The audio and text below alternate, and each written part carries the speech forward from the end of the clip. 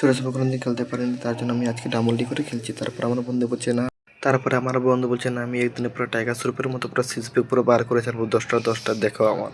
ओए वापस रख उसे।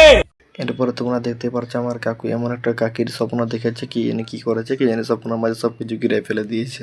পরে তো আমার বন্ধু এমন বলি বানাইলো একদম সেই একদম পুরো টাইগার শ্রফের মতো পুরো বানিয়ে ছাড়বে। এখন কি যে বলবো আর তাকে, যে টাইগার শ্রফের মতো হতে গেলে বাবা 1 বছর না 10 বছর পুরো মেহনত করতে হবে। তা তো বন্ধু বলছে না আমি হার করে বলছে যে না আমি সারাক্ষণের মতো বডি বানাবো। আর এটা হচ্ছে আমি আচুদমি করতে কোনোদিন কম করি না।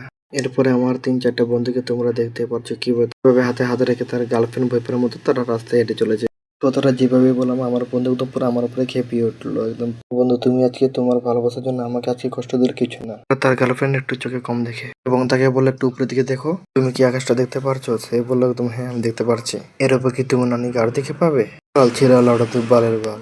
এরপরে তোমরা দেখতে পারছো কত সুন্দর একটা ভিউজ দেখা যাচ্ছে, সেখানে একটা ট্রেনের স্টেশনও দেখা যাচ্ছে। সেখানে গিয়ে আমি বাল মারাবো নাকি এখানে গিয়ে আমি মর্যাদা বলো হাট কিছু বাদ দিয়ে আবার আমি রাস্তা দিকে হেঁটে চলাম। এরপরে একটা হাতি পাচ্ছে সরি একটা মামুকে দেখতে পেলাম, তার নাম হচ্ছে হালাল। रुको जरा सबर करो। আমি তার নাম রেখেছি রাজু হালাল লাউডা কাবাল। কেমন লাগছে তোমরা একটু কমেন্টে জানাবেন প্লিজ। তোমাদের এই ভিডিওটা কেমন লাগছে একটু কমেন্ট করে জানাবেন। তোমরা কিন্তু ফেলতে পারেনি, ভালো লাগলে ফলো করো না আর মারা।